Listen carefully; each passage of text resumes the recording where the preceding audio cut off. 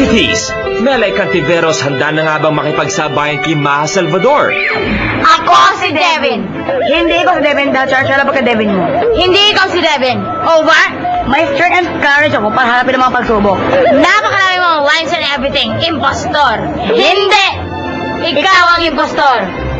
Sure. Dalawang babae, isang katauhan. Kilalanan sila Devin at Maris at kung paano di sinasadyang magkukrus ang kanilang mga buhay sa Precious Hearts Romances, Impostor. Si Devin noon ay hindi pa siya masyadong maganda. Hindi mahirap siya kasi nga, syempre, di ba? Mangingisda lang sila. Pero, Si Devin kasi sobrang mapagmahal siya. Gagawin niya lahat para sa magulang niya. Tapos gagawin niya din lahat para sa idol niya.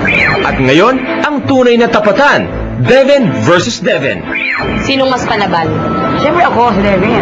Over, ako pa. Palaban talaga ako. Marunong ako Abangan niyo na lang. Sinong mas sexy? Si Devin. Si Maris. Sinong tunay na maganda? Syempre, obvious naman hindi kayo dito tanongin. Si Maris, mama talaga.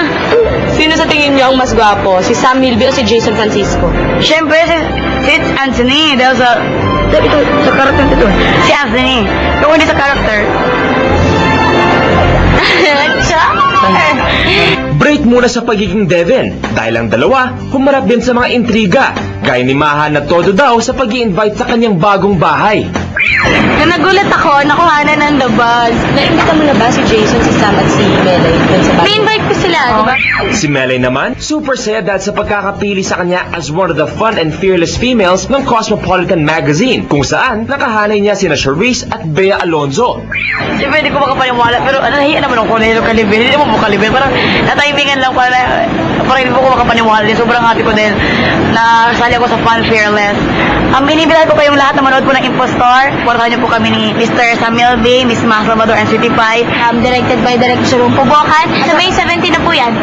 Sa Hapontastic. Hapontastic. Ito po si Devin. Hindi. Ito po si Devin. Para sa Entertainment Live.